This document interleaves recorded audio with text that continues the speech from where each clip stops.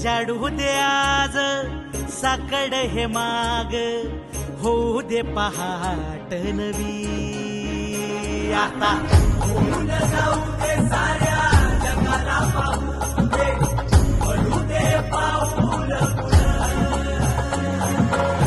जरी काट पाया खाली लागल्याला येऊ दे, पडू दे पाऊल. मोठी लढाई र लढू मातीसाठी र गड्या, मनगटाचं जोर लावून दाटला जरी अंधार एकजूट होऊ आज, दिवा देऊ तेज धावलं.